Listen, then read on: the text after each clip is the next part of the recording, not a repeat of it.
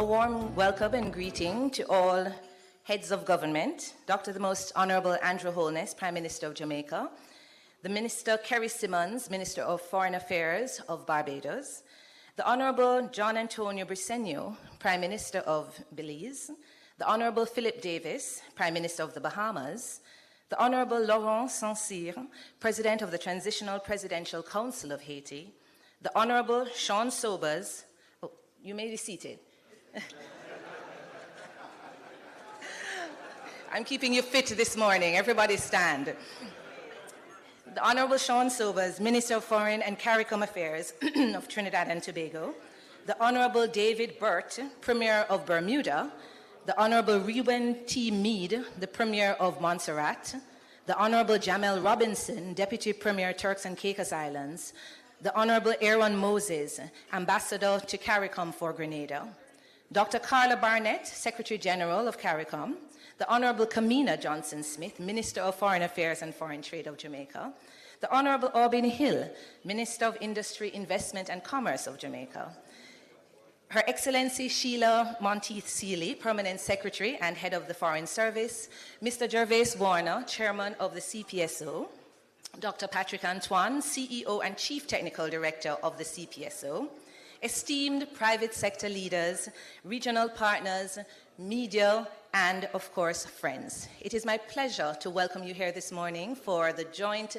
breakfast forum being hosted kindly by our sponsor, Sandals Resource International, in association with the PSOJ and the Caribbean Private Sector Organization. It is our pleasure to welcome you to Montego Bay. So, I am the moderator for this morning's proceedings, and I'm Sasha Vassiana Riley, the Executive Director of the Private Sector Organization. So we will start with the playing of the National Anthem of Jamaica, and I ask you to all rise for the playing of the anthem.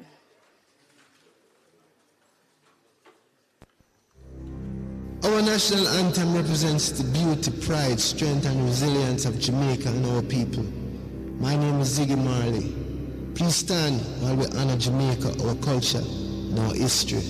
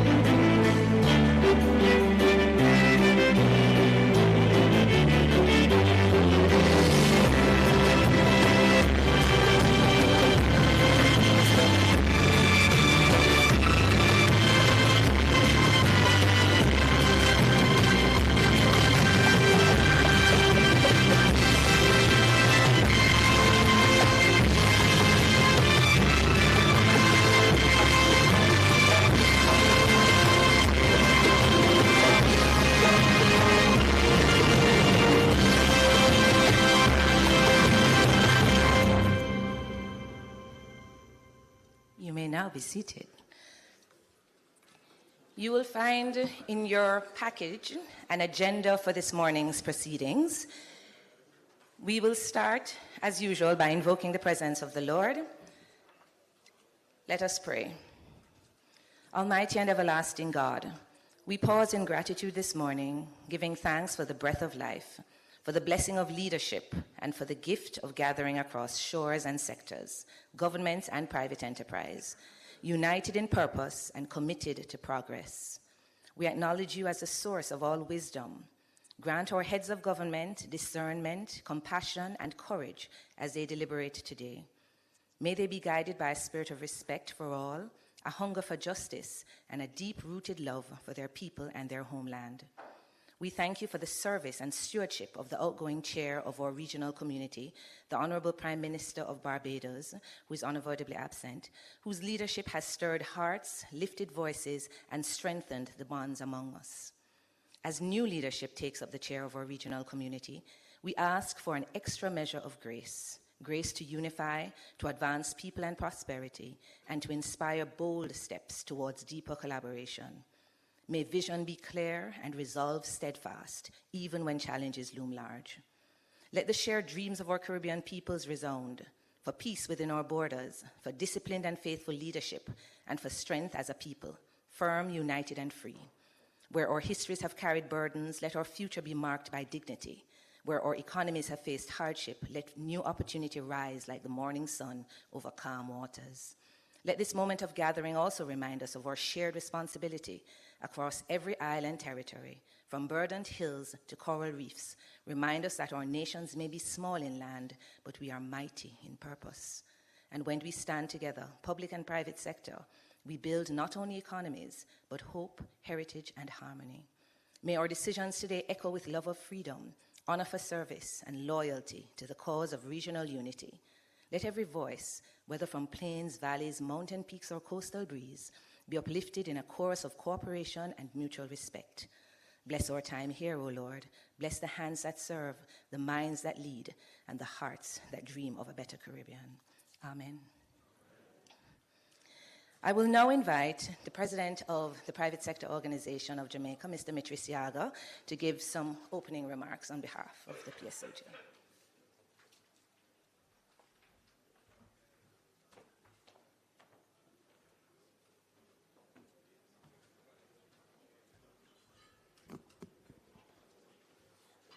Morning.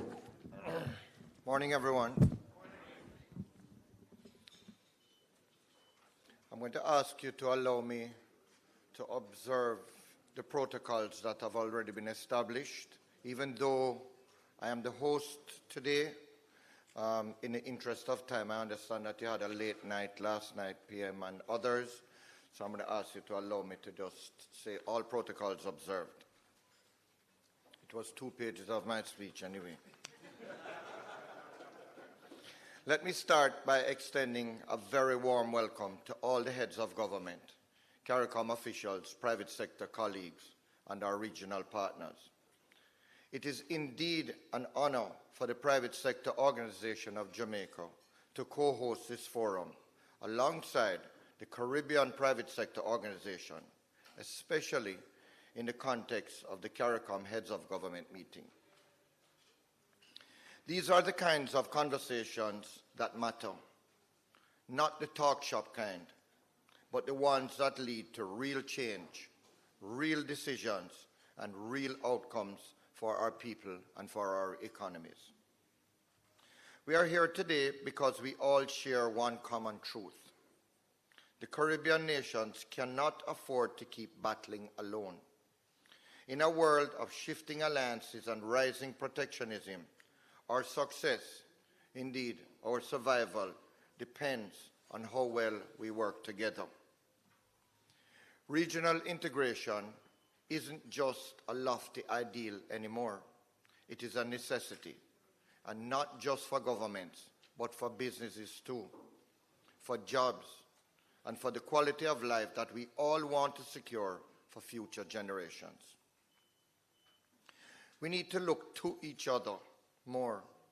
Businesses must start seeing regional neighbors as partners, not just competitors. Whether it's a Jamaican manufacturer teaming up with a Bayesian distributor or a St. Lucian tech firm building solutions with a Trinidadian developer, these are the kinds of linkages that drive regional value chains. We've seen it work in other trading blocks, and we too must make it work. Let me be clear, the private sector, under my leadership, is ready to step up, but we need the right conditions to do so. That means harmonized regulations. It means clearing the bottlenecks at the ports. It means a customs system that's efficient and digital, not slow and paper-based. And yes, it means modern infrastructure, logistics, energy, and technology that can support real growth. We fully support the goals of the CARICOM single market and economy, but those goals need action. We need to tear down the non-tariff barriers that make trade between our islands harder than it is to have trade with countries that are thousands of miles away.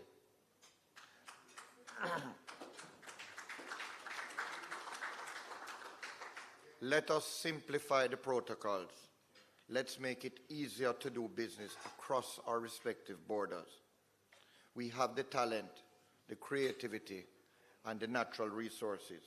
And with the right framework, we can finally compete on a global scale.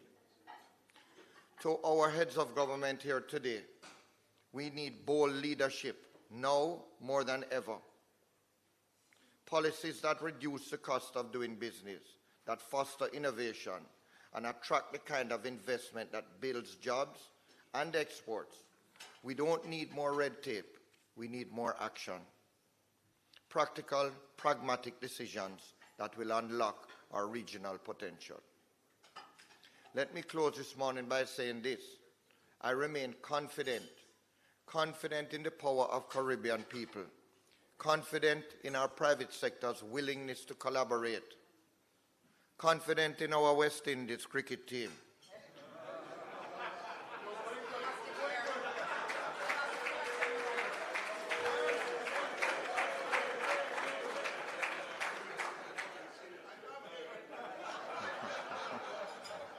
I am still one of the long sufferers, yes. And I'll remind everybody that there's cricket at Savannah Park next week, a day-night match. Please come out and enjoy. And I'm also confident, folks, in our private sector's willingness to collaborate. And confident that if we leave this room today, not just having talked, but having continued and committed to some concrete next steps, we can make real headway. The PSOJ is all in on regional integration. We are ready to do the work, and I look forward to the conversations that will follow today. Thank you very much for being here.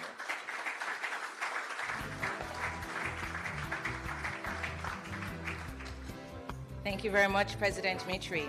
So we will now take some remarks from our co-host. Mr. Gervais Warner is the chairman of the CPSO. While he makes his way to the podium, I would just like to thank our host, Sandals Montego Bay. I am sure you're enjoying your delectable fare. And so we have to give a round of applause to the wonderful, excellent, gold standard Sandal teams. Thank you, Mr. Stewart. Please come forward.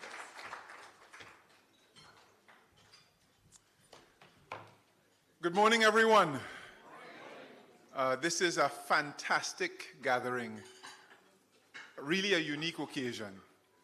PM Holness, thank you so much for accepting speaking here today and being with us. Thank you to all of the leaders, CARICOM leaders who are here present, those representing leaders. This is a rare opportunity that we have today to engage in some dialogue.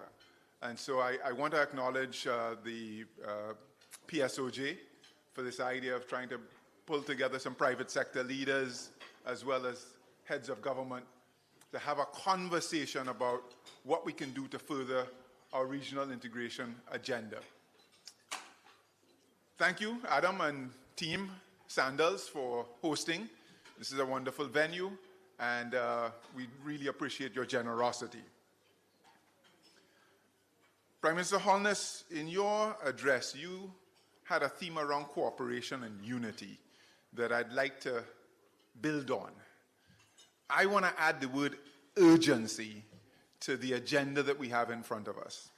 You see, the United States America First policy is a wake-up call. The first thing that we experienced was this threat of increasing shipping costs by the U.S. Trade Representative saying that they were going to charge additional fees to shipping companies. We have Tropical Shipping and Seaboard Marine here with us today. Thank you for being here with us, and thank you for your support in that initiative.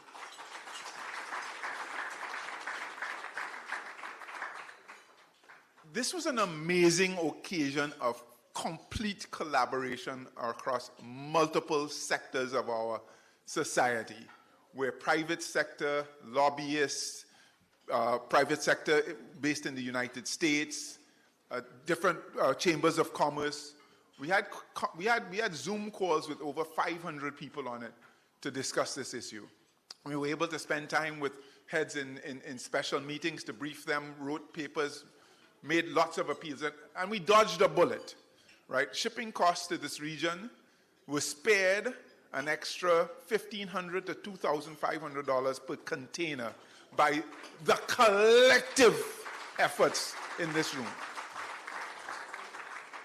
And I raise that example as really important for the paradigm of collaboration that we can have and forge going forward. And we are not short of challenges.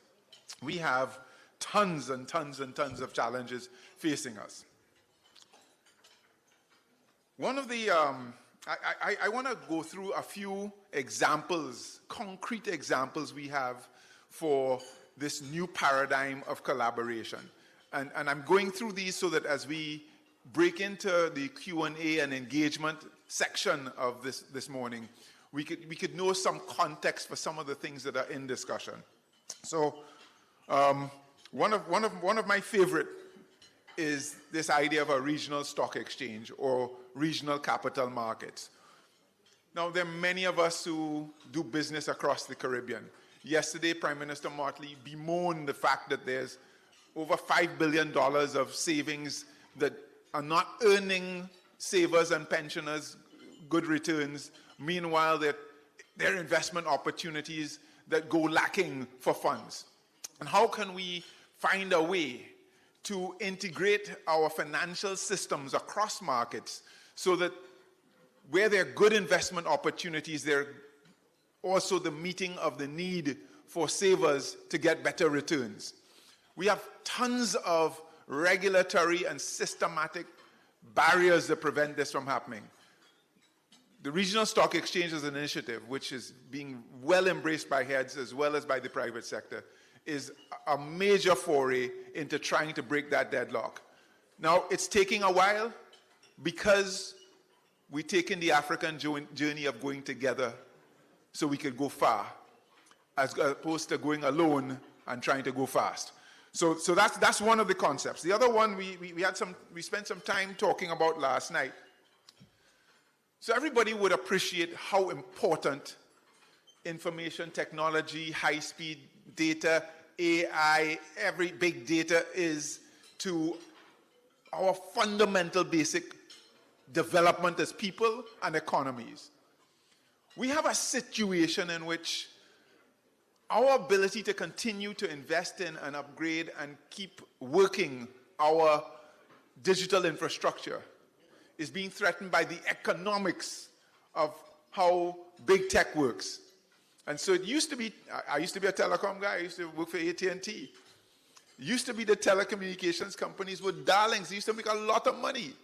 Now telecommunications are a struggling industry as it's bypassed by the people who put stuff on top of the telecom. And so there's a shift that needs to happen where the rents are being made, and how can we begin a conversation within our small economies so that where the rents are being made can also invest in the infrastructure that is necessary for all of us to keep up with the rest of the world. So that's a big subject. Again, private sector working very closely with heads. We had a robust conversation. I know there's a big initiative here with the Universal Service Fund in Jamaica, but this is an issue that if we don't address, we are going to find that we get cut off from the development of the rest of the world. We also have a really interesting project around maritime transportation in the Caribbean. So this is ferry services, think about this, from the top part of the Eastern Caribbean all the way down to Guyana. Eventually, we could expand to the western part of the Caribbean. So I know I'm in Jamaica, and this opportunity isn't starting here, but I think you guys know that Jamaica kind of far, right? But think of the possibilities of passengers being able to jump onto ships with their cars and roll through to another country. Think of the possibility of the interliner freight between our islands if we could get that going. Many of us who are in the distribution business, thank you for Seaboard and Tropical, you're very helpful to us. But there's a lot of opportunity for trade intra-regionally that goes a-begging because we don't have that infrastructure. So that's yet another one. Now, many of us, in fact, I think you can't live on the planet and not know about the U.S. tariff, reciprocal tariff imposition, the position that the United States has taken on imposition of 10% minimum tariffs. And of course, I think we are very fortunate in the sense of, I think our heads of government here in CARICOM have really come together to figure out how we negotiate this as a bloc. But this is, I don't think we appreciate the threat that this represents to our economies. When we in the CARICOM private sector organization have done some analytical work, this represents like $550 million of potential lost exports to the United States. 550. Any of us can afford to cut ourselves off of that foreign exchange flow? No, we can't. So there are efforts that we have to think about to diversify our export markets. The efforts we have to think about of how we approach the United States for a negotiation that has them recognize us in a different strategic light. In fact, when we were doing the negotiations around the Chinese vessel port fees, one of the things that worked for us is that the Caribbean is a strategic third border to the United States. When the issue that the United States has with shipbuilding in China is they don't want the Chinese to continue to monopolize shipbuilding. There is an opportunity, ladies and gentlemen, we believe that we could pursue an opportunity to actually bring some shipbuilding into this region.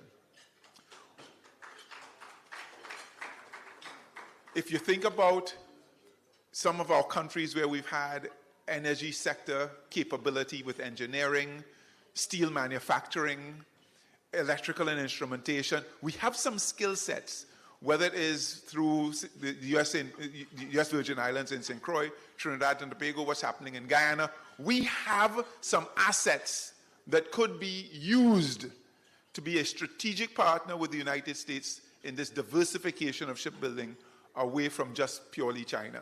So that's one of the concepts that we are thinking about, and I think there's some people in the room who will share when we break out that there is some open road for the Caribbean in the United States on both sides of the aisle, because it's one of the few things that they could get some bipartisan agreement on, that the Caribbean should be a friend to the United States. So I think that's a pathway for us to use in pursuing not just relief from policies, but also opportunities for us to be more strategic with the United States.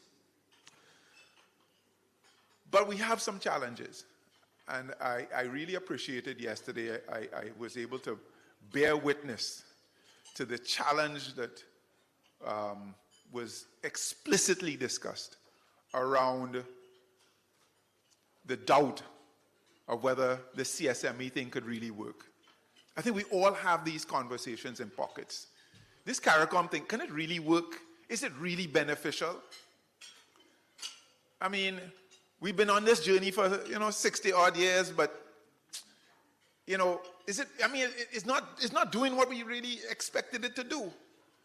And I am delighted to say that. Listen, I mean, I saw heads really speak very frankly about their joint commitment to this project. I think that we in the private sector can assist in the speed at which we actually get to the vision that we have for CSME.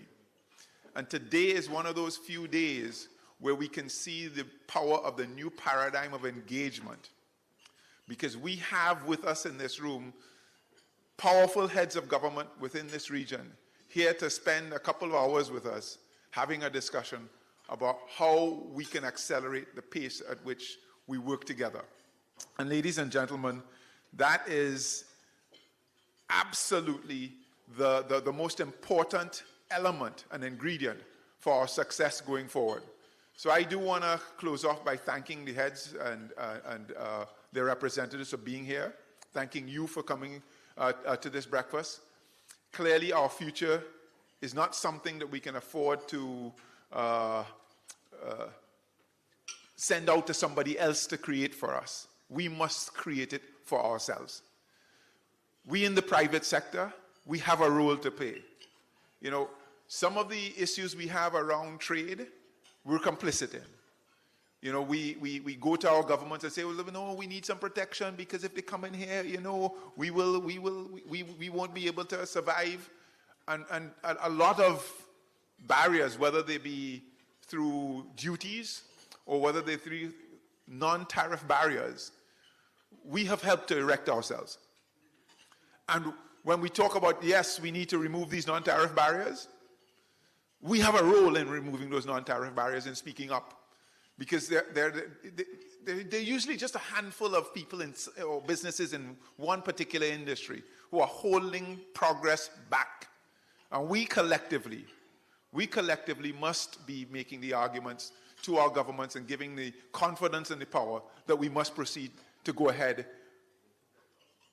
and get this done. So thank you again for being here. I hope we can have a fantastic set of conversations, honest and back and forth. You know, private sector asking questions, heads, governments asking questions of us. Enjoy your meal, and thank you again for being here.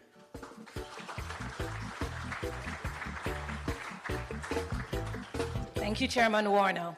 I believe he has done a very good job of whetting our appetites for the presentation which is to follow from his Chief Executive Officer and Technical Director, Dr. Patrick Antoine. As Dr. Antoine makes his way to the podium, I would just like to recognize, in addition to our main sponsor, Sandals Resorts International, I would like to recognize and thank our other sponsors, including Wisinco, Seprod, the Musson Group, and Rainforest. Give them a round of applause, please.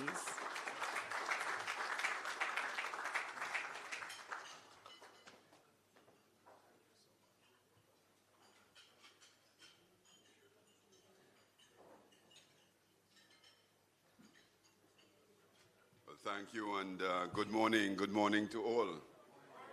I am going to step a little out of the way so that you have good line of sight of the screen. Fantastic. So it's a pleasure to be here with all of you this morning as the CEO and Technical Director of the CPSO, and to, of course, follow with that just absolutely profound remarks that was given by our chairman, Gervais Warner. Three things. I want to recognize the CPSO team in the room. A lot of the work that we do deliberately, the executive committee of the CPSO structured the organization so that it would sit upon the existing capacity in the business support organizations. And so what we have brought to the table is a technical capacity, largely empirical and analytical. And so a lot of the work that we do really in bringing the agendas of the BSOs together and championing the causes from the private sector has taken on an empirical and analytical orientation. And that's what I'm going to be getting into very quickly. And only to say that at the end of this, it will become very obvious to you that we've made substantial progress as a community. Because now we've closed the gap between the public sector, the CARICOM Secretariat, and the private sector. And we're working together as a team in all of these endeavors. So very quickly, I want to take you through this presentation, which is going to look at the tariff impact. We had committed not to share the results of the tariff impact at a country level and at a product level until we had presented it to the heads of government. And so this is the first time that we're actually going to be speaking at a product and country level to what the impact of the America First policies in terms of the reciprocal tariff looks like. And after we have finished the presentation with you, we will have a more general presentation to the community. So The first thing we're going to do is to look at the tariff impact. The second thing we're going to do is to look at what is in fact a very useful construct of what we call the inflation pass-through effects, which comes from goods that come through the US but are not sourced in the United States. And that's really important because as net importing countries, that has a major bearing on us. The third thing is to talk about what the outlook looks like. We're also going to talk about two other issues, not focusing on the USTR measures, but we are going to talk about the IMO global emissions tax and the implications for us.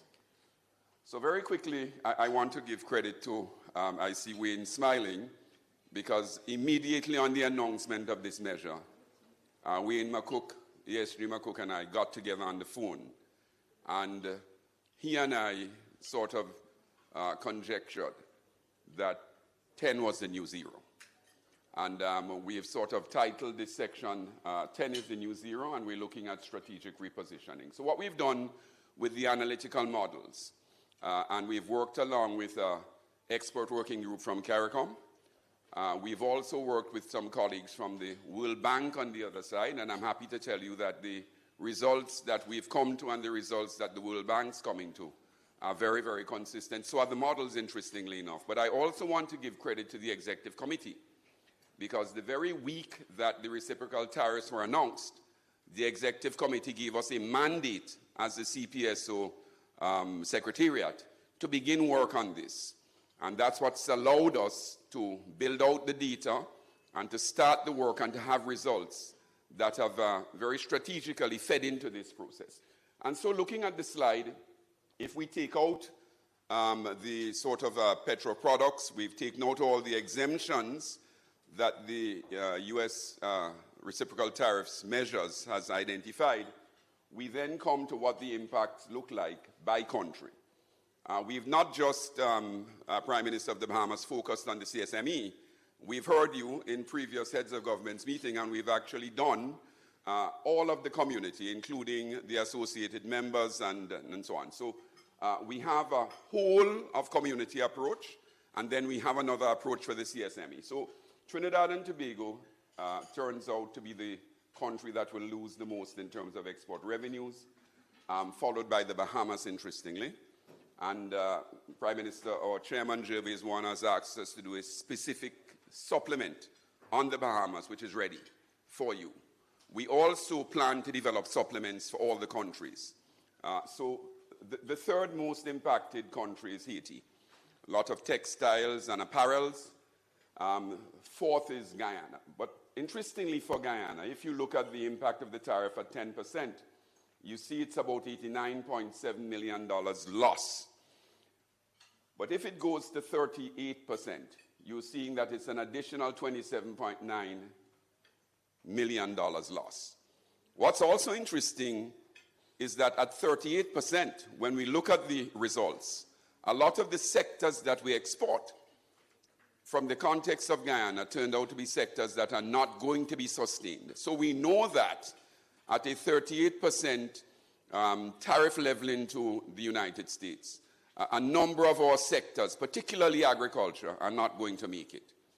The other countries are before you, Suriname. I see the Prime Minister of Belize and his Foreign Minister here. Belize is down to about $11.7 million. And so we have it by country. And I just wanted to go very quickly to look at the sectors. It turns out that the most impacted sector is agriculture and food after base metals and articles thereof. And so the hashed area is if we included Guyana at 38%. If we take the 38% out, and we will presume that Guyana will be sort of included in the 10% rate, then you see that agriculture ends up being the second most impacted sector. And of course, given everything that we've done, this turns out to be a matter of great concern. And again, all the sectors are reflected here. In the interest of time, I'm not going to go through them. I'm just going to give you a sort of taste of what the product outcomes look like. And this is where I'm going to ask my colleagues to switch. So what we've done is that we have listed by the export revenue loss the top 100, but we have it for all the products exported from CARICOM. We also have it for every country, and it's very different by country, as you can well tell, given the export composition into the United States. And so you see, for instance, in the case of the 22nd most impacted product would be fish frozen, and it turns out that the fish and fish product sector is a sector that's highly impacted, hence the Bahamas, rock lobsters, etc. But you can see that we also have crustaceans and sugars, and then you also have the apparels that we've spoken about. And always showing you here again, it's not to spend time on the results, but it's to show you that in what we're going to be presenting at the community level when we have this webinar, we will have all of this there for you. We can go back. So where does this take us? This takes us to the total export loss for CARICOM. The community as a whole at 10%, not at the 38 for Guyana, at 10, we end up losing about $542 million per annum. A substantial loss for the community per annum. And so I think this is important for us to reflect on, because in asking the question, is this worth fighting for? I think you find the answer there. And so what we've done as well is that we've also done some other work. We've asked ourselves the question, look, given now that there is this process that the USTR has started of biannual reviews, comments for the biannual review of the CBI beneficiary status for the countries, which of course the comments must go in by the 16th of July, right? What does the performance in the context of the reciprocal tariffs and the existing CBI looks like? It's actually quite unique, because we now have with and we now have without. In short, we have with the CBI, which was the previous 0, and we now have sort of without, where we now at 10%. So it actually gives us a very interesting view of the state of play with the United States, and of course, it gives us an opportunity to run analysis and ask ourselves the question, what does the long-run growth performance under the CBI look like? And of course, the results, it tells you here that it's significant, that there are a number of significant sectors like coffee and uncooked pasta and rum, for which the CBI preferences are significant. And so we've identified 27 of the fast, sound, good performance under the CBI, and we've identified those as products for which the CBI itself is beneficial. We've run that analysis for all of the sectors, and it takes us to another level of analysis as well, which is important for heads and certainly important for the private sector. In terms of the value of the CBI, it's really important for Jamaica. We've seen the number of tariff lines under which the countries have been exported with the CBI preferences, going up for Jamaica, going up for Guyana, and going up for Trinidad and Tobago. And we can see the analysis we've done on a long-run basis. We've divided it into 2 periods. The first period is 2000 to 2007, and the second period, 2017 to 2024. And you can see for Jamaica, we are in fact utilizing more of the preferences. So you can see we move from 86 to 104 lines in terms of the CBI preferences. We've done that also for Guyana, Trinidad, and Tobago. For Belize, it's been a steady performance. You can see it from here. The number of lines that Belize is exporting remains at 16. Again, the US has argued that we're not utilizing the preferences sufficiently. What we've said is that, look, this is an opportunity for us to expand within the CBI, but we want the US and others, because it is a review process. This is not about the US, it's about whether we are utilizing the preferences. We want them to recognize that there are some countries that have been increasing, so the story is not the same for all the countries, but we've been able to dissect the results that way. So also importantly, you can see that the agri-food sector grew. That's an important story. Because if I'm telling you on the one hand that the agricultural sector, the agri-food sector is most vulnerable, and I'm telling you at the same time that the sector that's growing is the agri-food sector, then this is absolutely significant. So the agri-food sector actually grew from 3.1% per annum from $99 million to $224 million. We want to protect that growth, is the bottom line. So there's an interesting story that our review process must tell where this is concerned.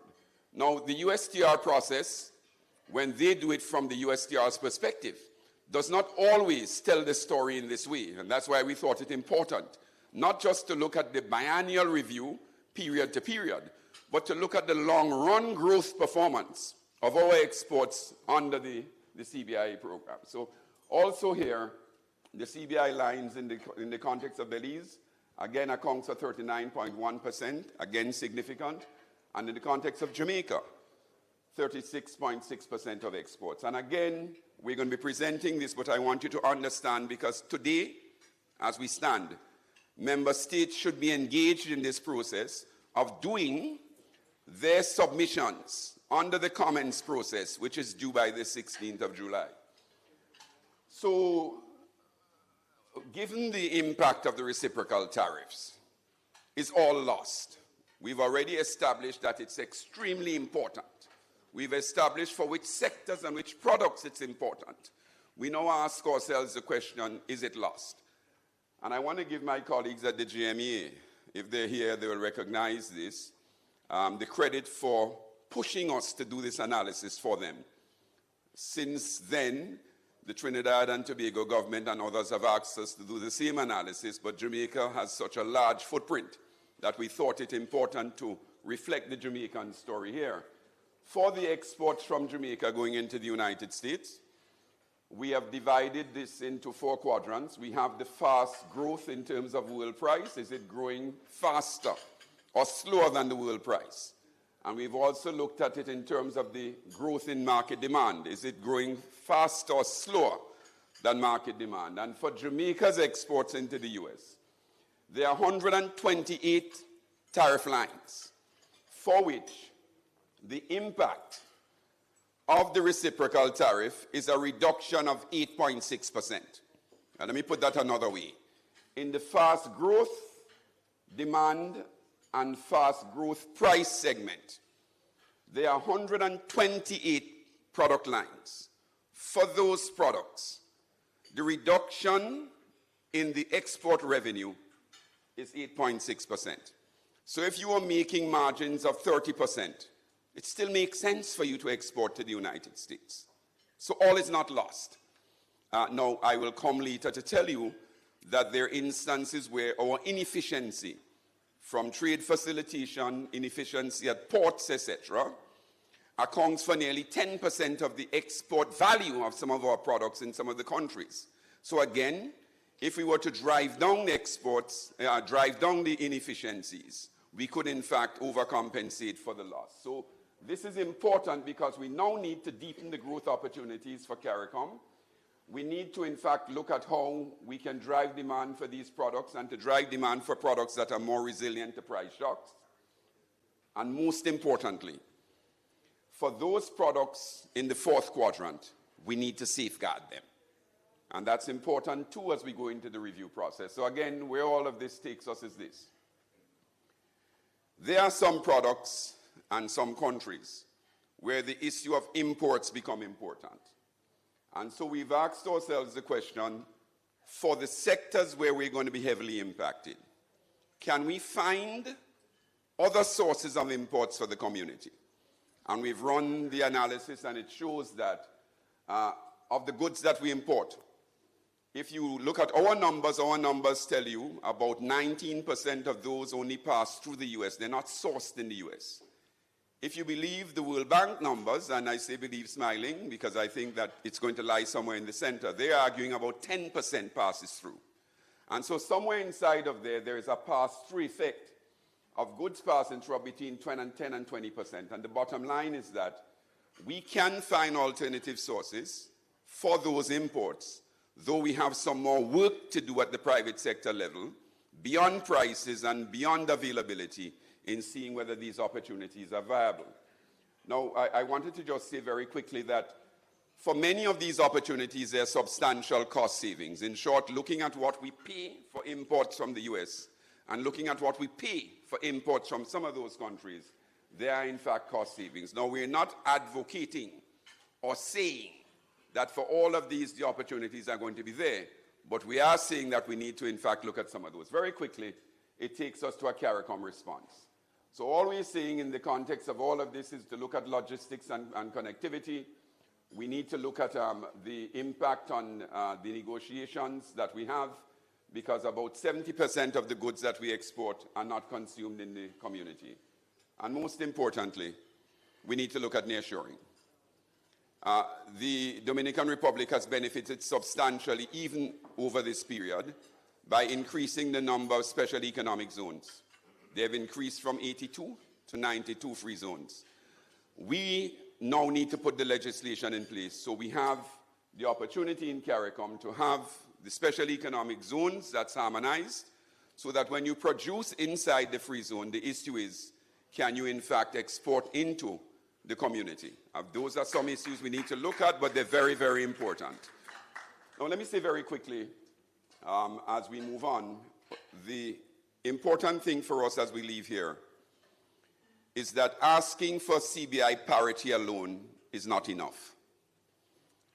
There are only X number of products exported inside the CBI preferences, but we have a list of products that are not benefiting from the CBI preferences, but which are sound, good performers into the United States that are also subject to the 10%. So to ask for retention of the CBI preferences alone will still expose all of those exports that we've done well in. So we've articulated from the private sector's perspective that we need to ask for what we've called a CBI plus position, which is the position status quo ante. And very quickly, what we're doing in the CPSO at this time is that we've run the analysis, and we are going to be making a submission along with our colleagues from the private sector, the U.S. Business Council, Tropical Shipping, and others. We're going to be making a submission, and we have to do that by the first quarter 2025. But we've also run the numbers to assist member states in making their own submissions. We promised the tourism sector that we would identify the issues that they are facing in terms of the advisories and the impact this has on them at a time when cost has been increasing. And what we've said here, based on the results that we're getting, for instance, for the 5 small countries, based on the leaked report that there is a process ongoing, is that already we've seen a decline in bookings by 43%. This is a matter of great concern, and we've also seen a decline in confidence in the market based on the advisories. And all we're asking the countries to be mindful of is to avoid what we call own goals. To avoid, we understand that the genesis of this is not from the country's perspective, because the US has linked this to other things. But there are some issues that we believe the countries need to take a very close look at, and we've called those own goals. We've also identified a response as what we're doing with sandals, where by looking at sourcing between all hotels and all sectors, including tourism and entertainment, we can help to de-risk some of this. The last thing I want to point out very quickly is to say to you that Prime Minister Motley spoke about opportunities, but we're not just talking about them, we're telling you that the analysis shows over 755 opportunities that we've looked at, regularly traded product. 300 plus of these opportunities exist for products that we can tell you what they are in the CSME. And of those opportunities, 155 of those opportunities are for products that are on the ineligibles list, which means that we're saying to the world, we can produce these products and there is no need for us to have any regime that allows them to enter our CSME with special concessions, either by suspensions or lowering the duty. We're saying that the opportunities exist even there, which means that we're not producing even for what we call the holy grail of products that we've said we can produce and there is no need for that. So there's scope in the CSME. And of these opportunities, 178% of them, of these opportunities, are in fact products that are not inside the ineligibles list. So I just wanted to say to you that 125% of these opportunities are in agriculture, and to show you what they are. 56% of regularly traded agricultural products are growth opportunities. But of these opportunities, only 66% of them are utilized. So again, we have what the products are in the CSME and what the opportunities are for trade. So when Prime Minister Motley talks about focusing more on the CSME, the results of all the analysis shows that we're not utilizing a tremendous amount of the market opportunities that exist, and I will give you this again from GMEA. A lot of the prices for those opportunities for the products are better in CARICOM than they are in the United States markets. And so it takes us very quickly to what we need to do in terms of getting the CSME going. Chairman Warner spoke about the NTBs. We recognize that there's a need for us to look at some rule changes. There's a need for us to look at nearshoring. The minister from Jamaica talks about attracting investment all the time. We need to look at attracting investment. And my last point is this. We've succeeded because we convinced the United States of a concept called nearshoring. We beat every single alley and knocked on all the doors of influence. Ourselves, Tropical, with the support of our colleagues from the Atlantic Council who is here with us, hammering this concept of nearshoring, convincing the administration that it was good for them and it was good for us. And what we have now is that having accepted that nearshoring for countries like ours means that if we had the USTR measures placed on China-built vessels, for countries that benefit from nearshoring because we are so close together, the impact on cost and prices would be too high. Having convinced them of that, this is the dilemma. Many of our countries have signed on to the IMO's global carbon tax. It's a difficult one because on the one hand we support this issue of how we deal with climate and the environment, but on the other hand, the global carbon tax will increase for countries like ours the cost of shipping and the cost of services into our countries substantially. I want that to sink in because it's not been ventilated sufficiently in CARICOM. And what the US policymakers are now doing is that they're now using the same concept of short sea shipping to ask the provocative question. For countries like ours, so they have now used it, that benefit from short sea shipping with Mexico and the Caribbean, it will increase cost. So how come for countries like yours, you have now supported the IMO global carbon tax when you are also the ones who convinced us of short sea shipping, and we gave you concessions based on short sea shipping for China-built vessels? There is a contradiction, but it gets worse. We now have communications between various players in influential places in the US where they are raising this matter frontally. And they're also saying that in the context of trade negotiations and trade engagements, that the countries that support the IMO global carbon tax, that should be used as one of the criteria to determine how the US now treats with them going forward. We have a contradiction. It is a contradiction that we can no longer duck from because we are in fact supposed to be signing in October 2025. And so we raise for the benefit of our private sector colleagues and certainly to implore heads to do the following. Include us. You know, we have begged to be included in the discussions on this matter as a private sector for at least 2 years. We have not benefited from the inclusion in the way that ASG McCook has included us, for instance, in the work on external trade negotiations. An excellent example of what the region needs to do. But we are at the 11th hour. And so the cruise lines are saying they can't bear it. Carnival Cruise Lines and others have come together and said, but this is going to kill us. The shippers, they're in the room, they've said, this is going to devastate us. And our US friends are now saying, how come you have now emerged with this contradiction? We are calling at this breakfast meeting for an urgent convening of a technical working group to deal with this. We have to be consistent. We have to make progress on this matter.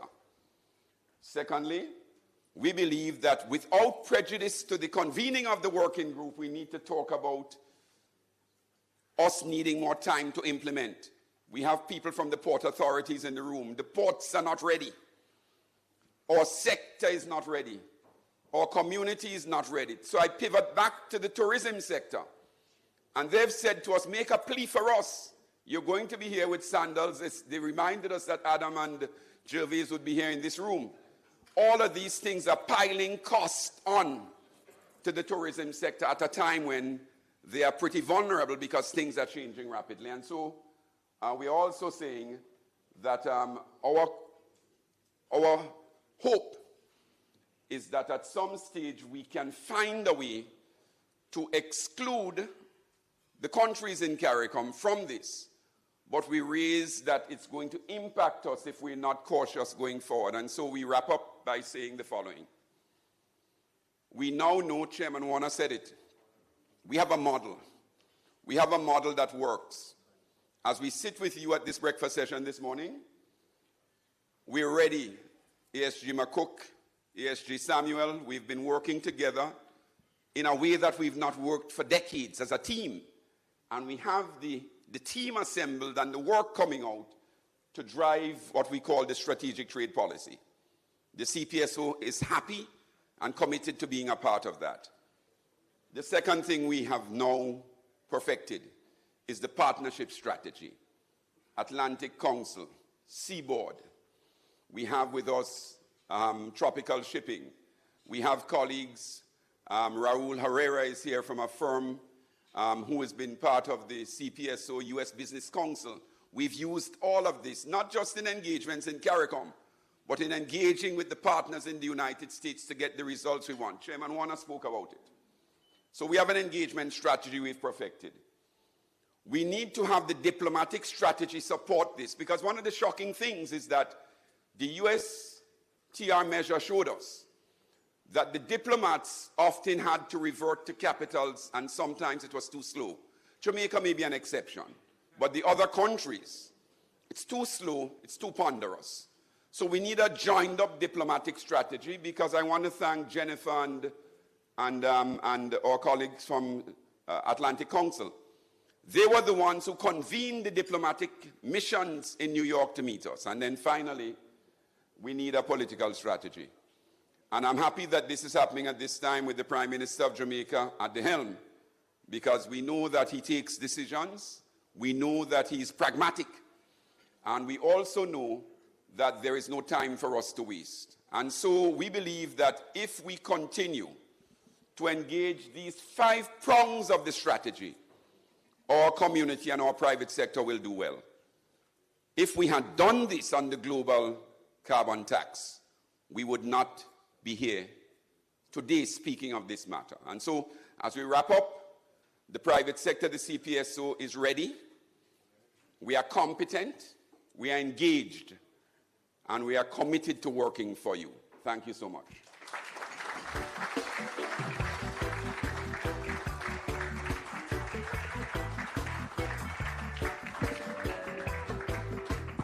Another round of applause for Dr. Antoine, a very detailed, informative, and thought-provoking presentation as usual. And so I believe the dialogue which will follow shortly will be very, very engaging. Before we do so, however, I would just want to recognize some of the business support organizations. Dr. Antoine spoke of the contribution of JMEA to the study that was done, and I'm happy to report that not only is JMEA in the house here today, but we have a number of other business support organizations who I believe are very important to the dialogue, and we hope to engage at this meeting and following meetings. So we have the president of the Shipping Association of Jamaica who is here. We have the president of the Mobay Chamber of Association. We have the president of the JBA, that's the Bankers Association. Our Chamber of Commerce president could not be here, but the Vice President is here. We have Gloria from the Business Support Industry Association, the JHTA, very critical as well, they are here, and finally the JSDA is also with us. So we're very well represented. So I have on our agenda remarks which will be given by the Minister of Foreign Affairs of Barbados, the Honorable Minister Kerry Simmons, and I would ask him to approach the podium.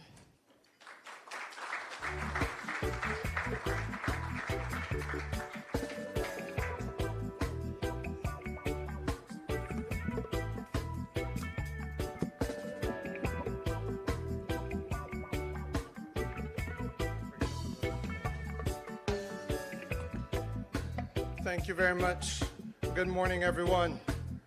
No, I feel that I must begin by offering a word of apology on behalf of my Prime Minister.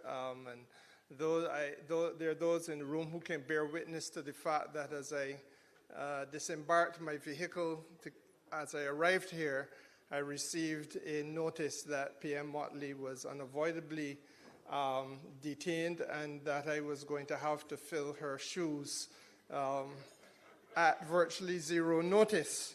I want to begin by saying that I embrace Mr. Siaga's optimism, not so much about the West Indies team, but his optimism generally. And I think that it is a very important point of departure because it takes me back mentally to the words that were uttered both by Prime Minister Siaga and by Prime Minister Motley, that this region can make it if we are prepared to try.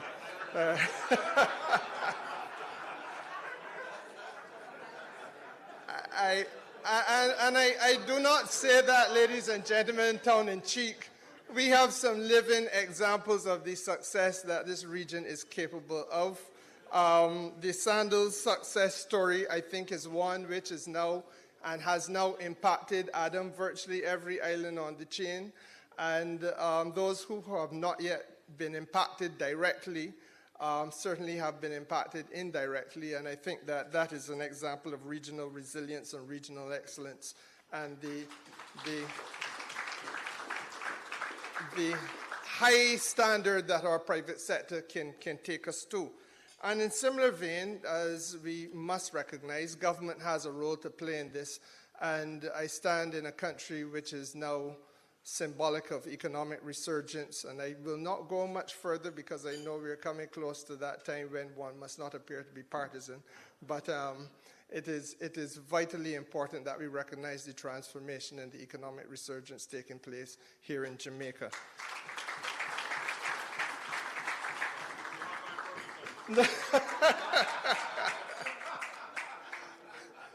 But I want to say, ladies and gentlemen, that I listened to Dr. Antoine very carefully, and I think, Patrick, we owe you a certain debt of gratitude. The truth is that Patrick has invited us to do what, and let me put it the other way around. For my sins, let me tell you just a little short story. For my sins, I have been asked by the Prime Minister of Barbados to be what she defines as a senior minister coordinating the productive sector of the country. That means that though we have a tourism minister and an energy minister and a commerce minister and an international business minister, et cetera, all of those things that earn foreign exchange, ultimately they feed up to me to remove bottlenecks and so on and to make the economy take over fast as we try to get out of our IMF program, which we did. But it caused me to have to use a bird's eye perspective on the Barbados economy, and frankly speaking, as Foreign Trade Minister, on the regional economy that I perhaps might not otherwise have done. And as I listened to Patrick, I think that he has struck a very important theme, and that is, are we doing enough to advance our own interests? And in this region, to be frank with you, we obviously have been afflicted by the slings and arrows of outrageous fortune, but the truth is that equally sometimes we may bellyache when perhaps we should look in the mirror and recognize and think about what could we have done differently and done better. And so when Patrick asked today, and I made a little note about the question of whether we're utilizing preferences sufficiently in the CBI, which has been around for decades, and clearly the answer was no, we have not. And equally, when he asked the question of whether we are deepening the growth opportunities that we have, and again, I think the answer is no, not sufficiently. And he raises the matter of the global carbon tax, and quite rightly so, but at a point when it is virtually on our doorstep, a couple of months away from a signing date. And this should and could have been a major point of discussion across the region many moons ago. And Patrick, I go further. We are seeing the carbon border adjustment mechanism implemented by the European Union a few years ago, now being replicated in England. As recently as a couple of weeks ago, Prime Minister Carney in Canada has mooted this as a route that the Canadians will go. And the question must now be asked, are we going to be confronted with a green form of protectionism, which perhaps we need to lend our voices to and raise our voices against in the early stages, in the embryonic stages of these things being planned and rolled out and discussed, because we don't want to wait until the last minute to find that we're trying to get through an aperture that has narrowed considerably due to our own, perhaps our own unintended and unwitting negligence. So I say that as a point of departure, and I reflect as I speak on behalf of the Prime Minister of Barbados on a point that she raises with us in Cabinet all the time. And that is that, you know, we have to be prepared as not only individuals, but as member states of this community, to pivot, to respond quickly in order to try to thrive, in order to try to arrive at the level of prosperity. We have to be willing to innovate, to do all those things that we must do and that we know in our hearts and minds we must do in order not to be paralyzed by the circumstances which come our way. And we are living, colleagues, in a world which is increasingly unpredictable. The global environment has been met with a number of disruptions, and I think over the last few years we've all lived it. Supply chains were disrupted. Our borders were virtually closed due to a pandemic that had nothing to do with us, but the consequences of which were extremely consequential for us. And let me remind you that these tourism and travel dependent economies of this region were among the top 20 most impacted and negatively affected GDP declining countries in the world. A lot of language simply to say that our GDP in the region collapsed at a rate faster than any other in the world. And so we've lived it. And I think that the reality is that for us, the collaboration that Patrick speaks about between the private sector and government really has to be the way to go. Now, Gervais, you spoke a lot about diversification. I think you're 100% right. And I could say to you that we must also add to the diversification the quest for resilience. And that resilience, I think, colleagues, has to be found in the way in which we go about now dealing and conducting with our sourcing relationships. We have traditionally maintained a very North Atlantic lens. Sourcing, I think, and you've heard it from Gervais, you've heard it from Patrick, sourcing now can be something that we usefully do, and I think the last couple of slides that Patrick showed indicates that, you know, from other parts of the world, including right next door to us in Brazil, there is the possibility of obtaining virtually 75 to 80% of all of the raw materials and inputs that we source from other places, but at substantially lower prices. Why then is this not priority number one? Resilience in terms of diversification geopolitically. And I make that point because we live in an era where there is an unprecedented fracture in the alliances which we previously held dear. I say to Kamina all the time that I defer to her as colleague foreign minister on perhaps the very best and most delicate way to put things. And I think that simply saying it is an unprecedented fracture in the alliance is a very delicate way of putting it. But we know that that geopolitical problem exists. So why then, in terms of building out our own resilience, do we not seek to build those or rework trading relationships with other people with whom we feel we perhaps might be able to partner in a more sustainably reliable way. And again, for us in Barbados, we realized that we missed the boat, and I think this region, colleagues, missed the boat when we had discussions taking place in the earlier part of this decade on the question of production integration.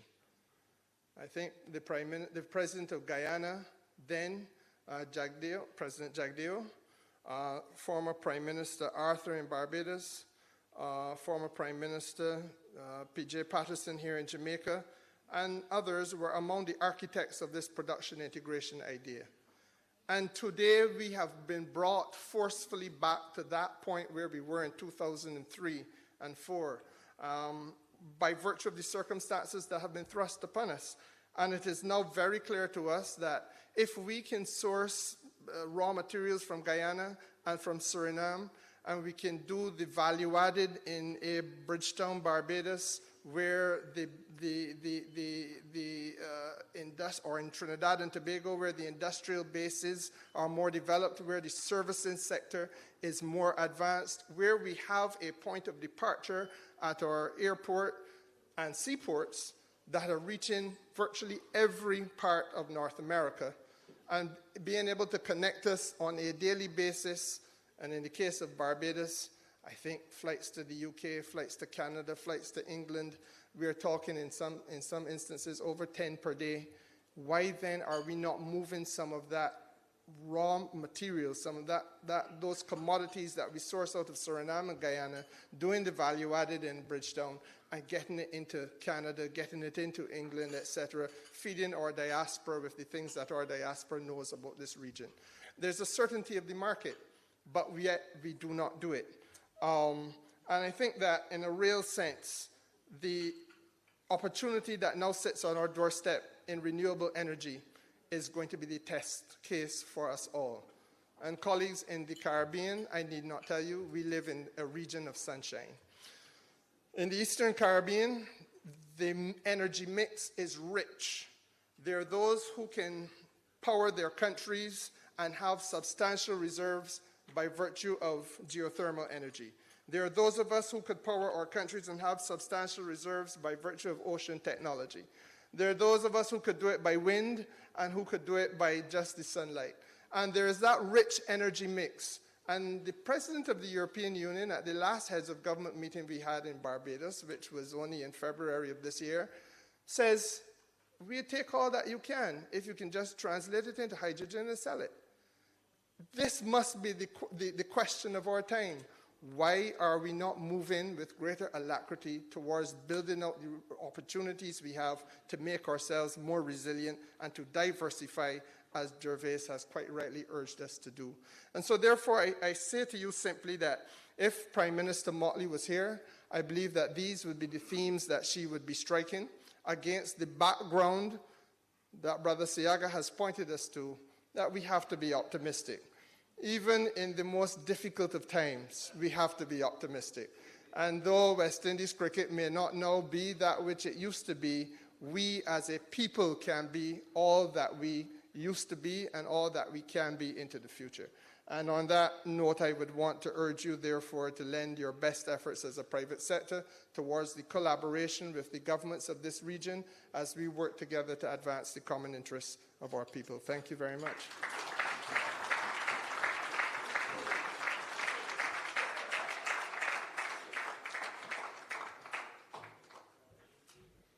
Thank you, Minister Simmons. So now it gives me great pleasure to introduce a man who needs no introduction. He's not Prime Minister Siaga. He is indeed our own Prime Minister, Dr. the Honorable Andrew Holness, who will give a special address.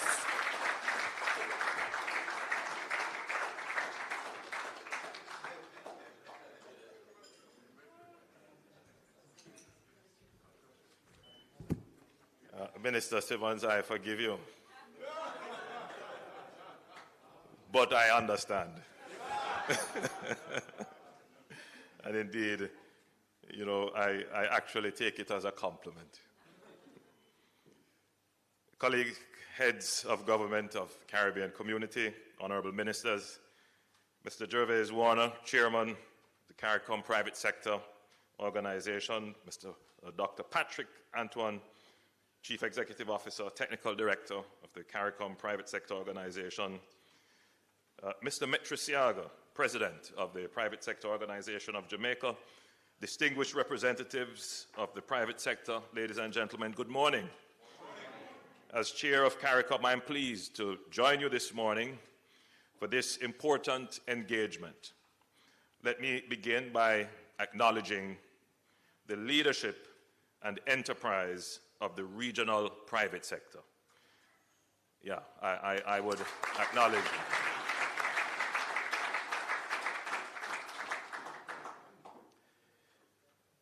Let me also acknowledge Sandals and Adam Stewart for hosting this event.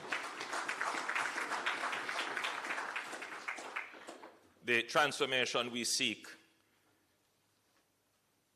we know it is not possible without the private sector. The history of the Caribbean has been ambivalent about its private sector. But I'm happy to say that certainly in the last decade, there has been a closer embrace of the private sector as partners for development.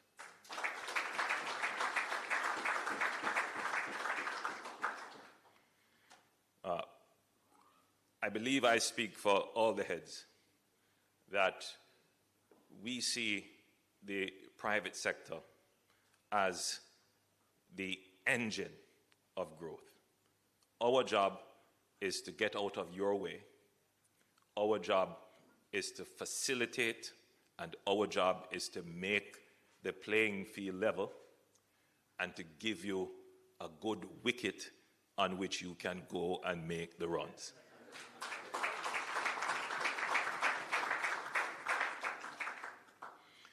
We are operating in a global environment marked by persistent volatility, rising protectionism of all kinds, new and emerging ways to protect markets,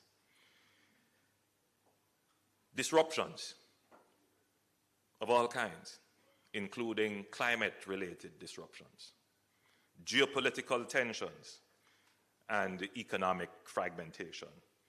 These dynamics exert disproportionate pressure on small island developing states like ours and underscores the urgency. I agree with you, Gervais. It's not just resilience and diversification. We have to pursue these with urgency. And in addition to urgency, we must be strategic. And sometimes being strategic means that we have to be unemotional about the decisions that we have to make. We don't take away emotional intelligence. We apply it, and that emotional intelligence will sometimes tell you, you have to be unemotional.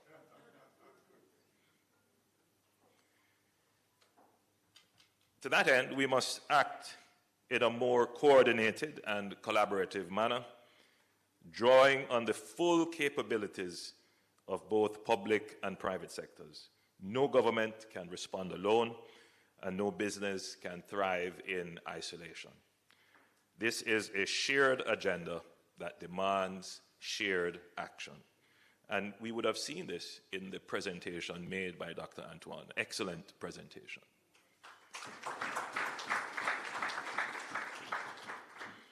At the center of that shared agenda is the CARICOM single market and economy, our most important framework for achieving regional collaboration and strategic cooperation.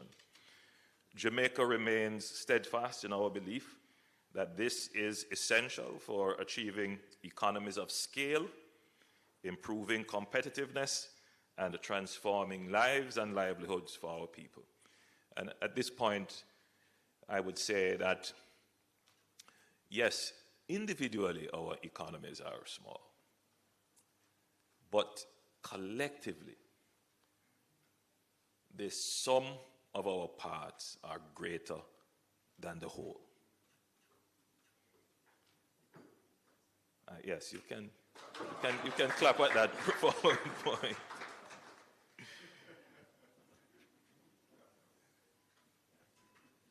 But yet, intra-CARICOM trade remains just at 11.2% of our total trade. So there is great room for us to expand internally our own trade and development. As global shocks multiply and traditional markets become more uncertain, the CSME must be treated not just as an economic aspiration, but as a critical shield of resilience and self-reliance. We must eliminate inefficiencies and regulatory delays so that Caribbean goods and services can move across the region with speed, certainty, and confidence. But to unlock the full potential of the CSME, we must also address persistent inequities in trade flows and productive capacities. This includes improving regional transport and logistics, resolving supply chain gaps, and boosting domestic production in sectors where we hold competitive advantage. Equally important is the need to modernize our trade regimes. The recent 60th quoted meeting advanced reforms to the Common External Tariff and Rules of Origin and endorsed the framework for a regional industrial policy. These reforms are crucial to strengthening competitiveness and ensuring that all member states benefit equitably from regional trade. We commend the sectoral working groups and the CPSO for their contributions to these efforts. As chair, Jamaica is committed to building on the work of Prime Minister Motley and others to accelerate CSME implementation.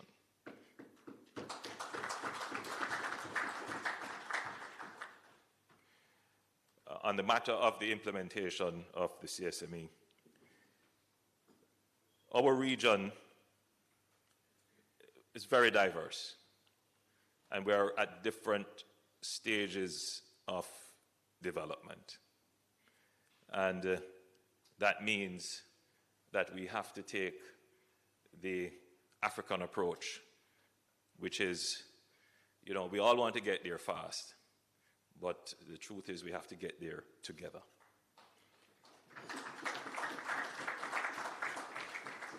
So it means that we have to be sensitive to all the particular challenges and idiosyncrasies that exist within our CARICOM family to ensure that at the end of the day, we all get there together. But none of our aspirations will be possible without security. And the CSME can only function in a stable, safe, and rules-based environment. Jamaica has made bold investments in our national security platform. Over $500 million has been invested in our national security since 2016, which have transformed our public safety infrastructure and boosted investor confidence. But transnational criminal networks continue to pose serious threats across CARICOM, undermining economic development, fueling violence, and weakening public trust. CARICOM must now intensify its collective efforts to dismantle these criminal networks through stronger intelligence sharing, border protection, cyber defense, and joint enforcement strategies. When we speak of security, sometimes the perspective is that we're focusing on violence and kinetic forms of security operations. But it is also the security of our telecommunication system. It's the security of our financial and banking system. It's the security of our judicial system. And it is the security of our cyber systems. It's the security of our shipping and logistics systems. And this is what this investment in security is all about. Yes, it is protecting public order and citizen security, but it is also protecting our economic and commercial security.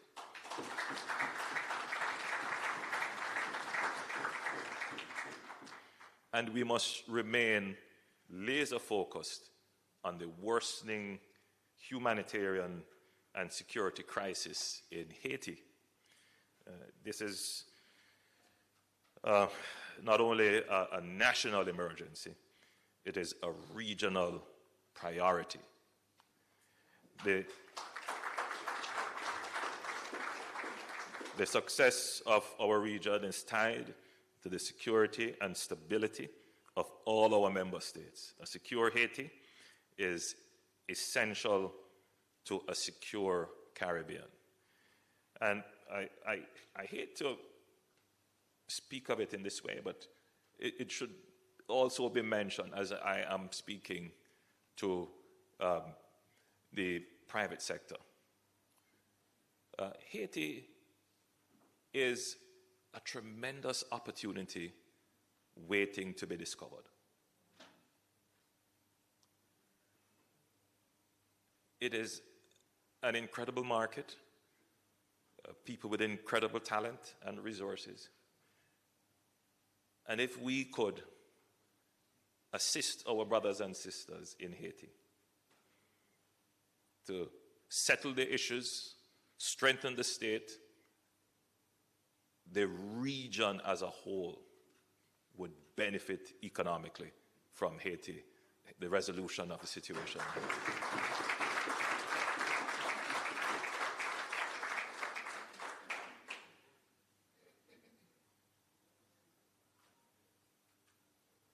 I'm going to dedicate great effort, as did Prime Minister Motley, to ensure that the situation in Haiti is again brought to the fore of global attention. I believe that we can have an impact, a positive impact on resolving the situation in Haiti. But more than that, the situation that gangs have taken over a state is not a good example for this region.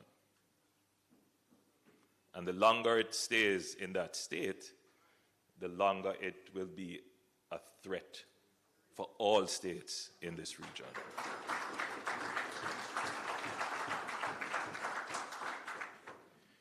Beyond our borders, we are also facing escalating external trade challenges. Recent challenges in the U.S. trade policy, recent changes rather, in the U.S. trade policy, specifically the implementation of a 10% baseline tariff on all imports from CARICOM countries. Trinidad and Guyana may have a slightly elevated structure, represents a significant shift away from decades of preferential access under the Caribbean Basin Initiative. For Jamaica and many others, the CBI has been vital to competitiveness of our agricultural, light manufacturing, and food and beverage exports. Our response must include deepening engagement with the U.S. administration to advocate for the restoration of preferential access. And I want to assure members of the private sector here that as chairman of our external negotiation mechanism, and Ambassador McCook is the point person, I know that we are meeting with and lobbying with the United States on a regular basis and that we have engaged the U.S. Trade Representative, and we are working on your behalf to get the best results.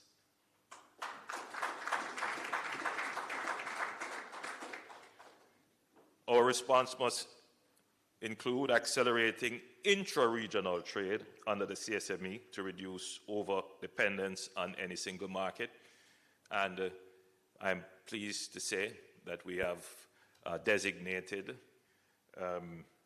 Minister Simmons from Barbados and Minister Johnson-Smith from Jamaica to lead a team to review and see how we can remove, without the impact of disruptions of such changes, non-tariff barriers intra-regionally.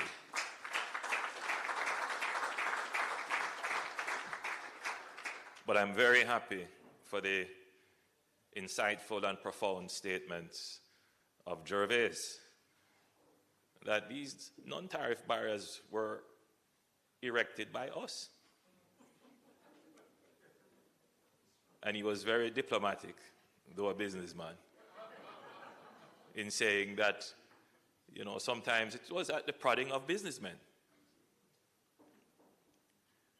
And therefore, I think in this dispensation, with a new outlook on our possibilities, we welcome the prodding of businessmen to remove these non-tariff barriers.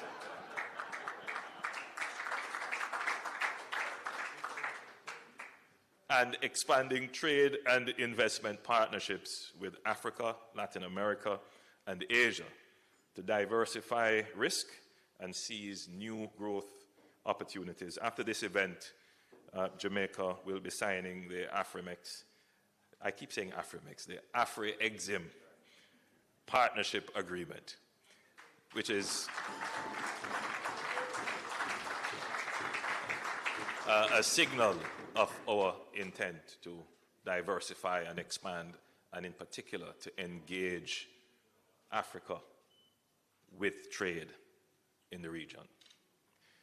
The private sector has a crucial role to play here. We encourage you to embrace digital export platforms, participate in global trade expos, and pursue cross-border partnerships in priority areas such as agribusiness, creative industries, and digital services. These efforts will help the Caribbean remain competitive and globally relevant in the face of shifting dynamics. In addition to the key priorities I have already outlined, allow me to briefly highlight a few other complementary priorities that should inform our discussion going forward. Deepening food and energy security cooperation with coordinated investments in agri-tech, renewable energy, and climate-smart practices. Our region is incredibly gifted. Minister Simmons pointed out, you know, Guyana, Suriname, Trinidad, oil, and natural gas. But every island is bathed with incredible solar energy. Some of us have wind. Some of us have hydro. And some have geothermal. So we have it in the region. The question is, how can we cooperate to use it beneficially for all? And I think the answer to that really lies in the business community being innovative and finding the economic opportunity, and the government providing the regulatory and de-risking support to get it done.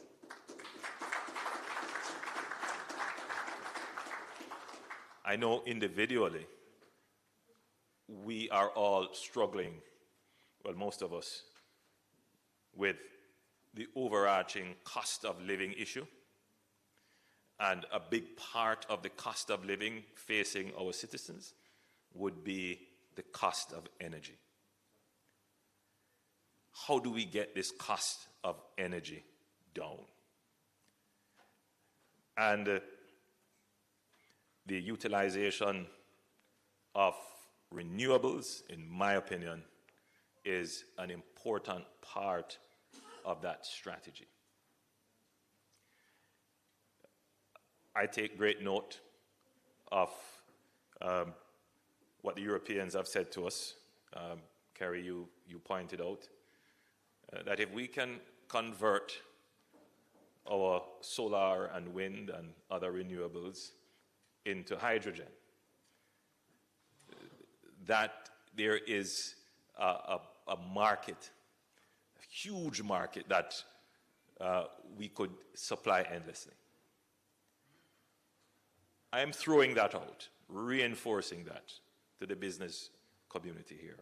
We need our business community to take greater interest, to apply greater innovation in the energy sector to bring the cost of energy down in the region.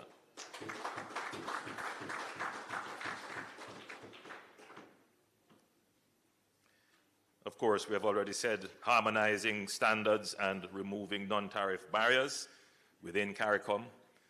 That's largely a government effort, and I give you the assurance that we're going to continue and intensify the work that has already started in this regard. Enhancing financial access for MSMEs, including through the development of the CARICOM Regional Stock Exchange, which, it's underway, but it has slowed. And improve capital market integration. We have to accelerate digital transformation and cross-border e-commerce to help regional firms, especially smaller ones, scale across markets. And importantly, promoting youth engagement and workforce readiness through integrated training, certification, and labor mobility frameworks. 10 years ago, the challenge in Jamaica would be that we don't have enough jobs. The challenge in Jamaica today is that we don't have enough skilled and trained workers. So it's a good problem to have, but if it is not solved quickly, it becomes a binding constraint on growth. So for us, we must include in our development plan training and youth development, because it is not only a matter of skills of our young people entering the workforce, it is more so a matter of their attitude to work, which is a significant cost to the private sector, because even though you may get your workforce trained, you still have to invest a significant resource in trying to get them to the point where their attitude towards your business and your work is such that it supports your bottom line.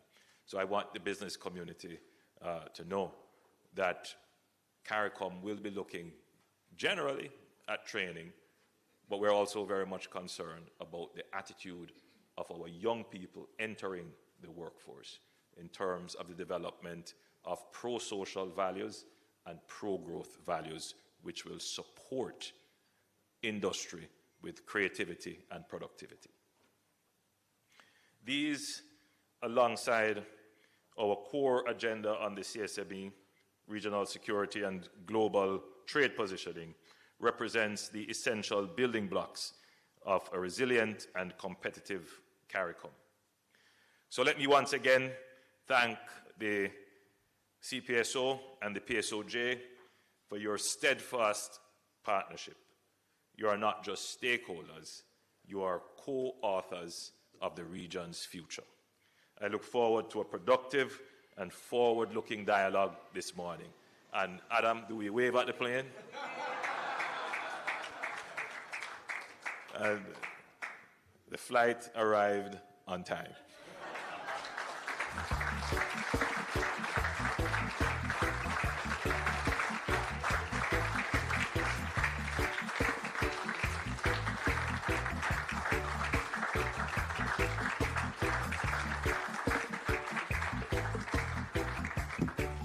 Indeed, a rousing round of applause for the incoming chair of CARICOM. Thank you, Mr. Prime Minister. So we know that our heads of government and heads of delegation are very strapped for time and will have to momentarily be leaving us. However, as we are engaged as partners and all have been aligned on this theme of engagement, we hope you can stay with us just a few minutes longer while we start the open dialogue, which will be led by our chairman of CPSO, Gervais Warner.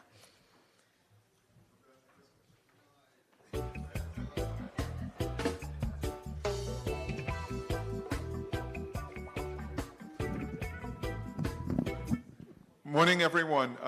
We ran late, but we have a magical moment. So I don't know if anyone has questions, comments. Even if heads of delegations have questions or comments you'd like to share with the private sector or vice versa. There are microphones in the room. Please come forward and share. I thought, Brian, you were coming to say something.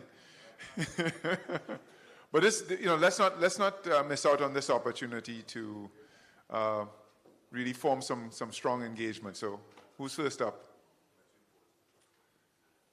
Oh, you can give the microphone to Jennifer here from Tropical Shipping. I know she has things to say. This is what will happen. I'll start to call on people, so. Pleasant good morning. Thank you, sir. After my Prime Minister speak and, my Jamaican heritage comes out, I give protocol to him, so I'm shutting up. He said everything that needs to be said. Thank you, PM. Mr. Chair, I bring greetings to all of us here today. My colleagues from Seaboard are here. We were in the fight to make it known very clearly that the Caribbean is a good place to do business. We don't have to beg. This idea of who we are as a group of people, and I could not have said it any better or described what Patrick Antoine was able to do. We came together as a force to say that the U.S. is truly a good trading partner, but the Caribbean is number 4. Largest trading partner, non-oil, in terms of what we export, or what we purchase to bring to the region. As a Caribbean shipping line, we came together and we said this fight was ours. The private sector had to take the lead in this. We asked for tangible data, information that made sense, and then we calculated $94 billion worth of trade. And you know who were the top 3 behind the Caribbean?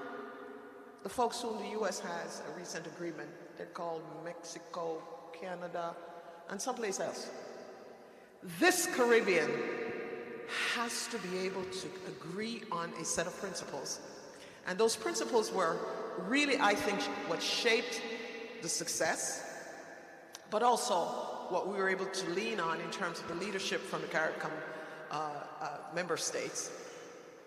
And we did it.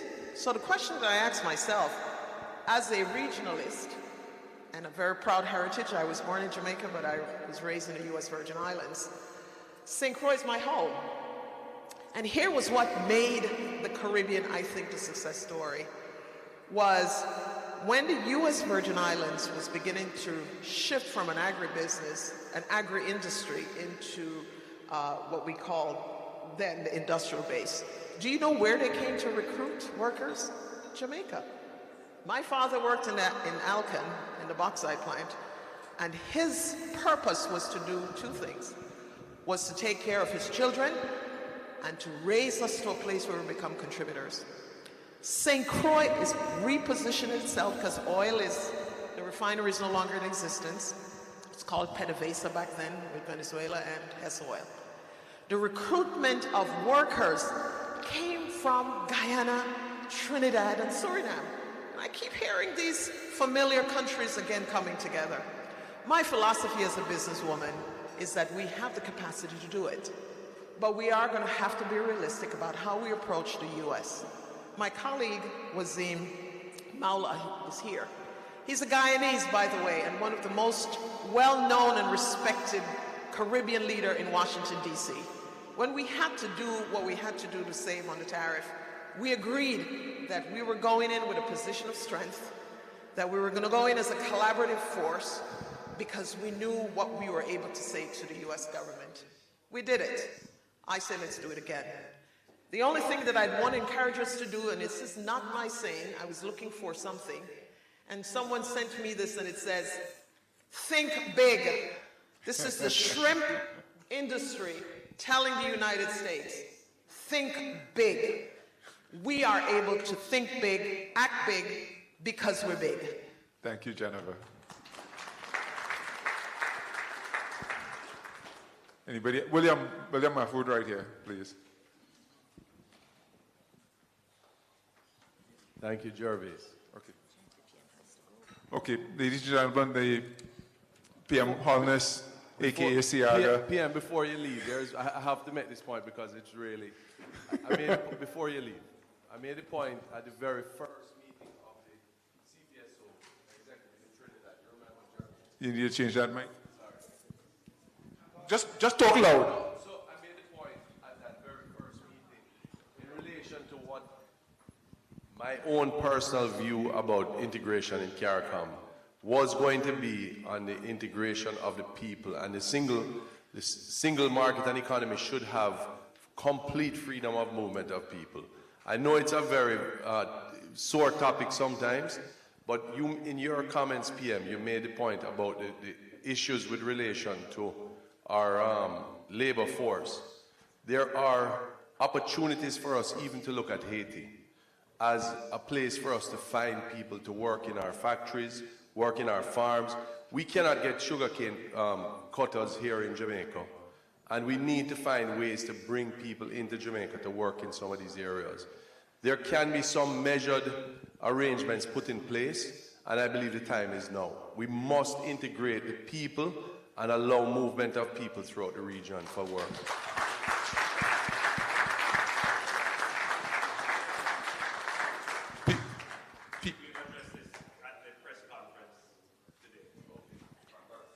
PM, we used to have a means of doing that. One of the legacies of Cricket World Cup was a system to allow people to come into one country and be able to move freely into the rest of the countries. Somehow we decided after World Cup cricket that we put that away. We built it, we did it, we can do it again. But one of the things I wanted to say, Jervis, is that what CPSO has shown is that good data, good analytics allows you to good results. And the problem we have, that I have been involved myself in many negotiations, is that we go to the table with information which is wanting. And what we don't have in the whole of the region is the ability to actually do the analytics, which allows us to get the results that we want. And so one of the things that I think should be definitely an outcome of this is, and I know that we have some islands with very few people able to do the work, but if we can network together so that there is a mechanism where we actually drive our decision making with good data, then I think we can get much better results. And finally, I want to say that one of the big issues, whether it's the IMO issue, whether it is looking at the transition to greener energy, is that our projects are tiny. Many of the projects are tiny. If we can make a decision at CARICOM, and I'm talking to who has the ability to do this, can we not set priorities, because the agenda is so huge? If we say energy is one of those things, can we not say, what would it take to make a single market for energy in terms of the regulation. That allows us then to be able to attract capital, to attract projects which are not just in one country, but are in several. So we can finance projects, much larger projects, and bring the right kinds of partnership to the table. Because the small projects mean higher costs. And if we can do it deliberately, if we do the energy thing, and then set the other priority, what's the next priority? But I think it's important that we remove the regulations that inhibit or at least harmonize. Let's look at harmonizing regulations across some of these big issues which we have to face. But I think that the important things going forward, this whole business of analytics is important in making our decisions and going to the table when we negotiate. Because otherwise, we are, you know, not only the second 11, we're probably the third or fourth 11. Thank you, Pat. Good questions. On the issue, by the way, of free movement of people,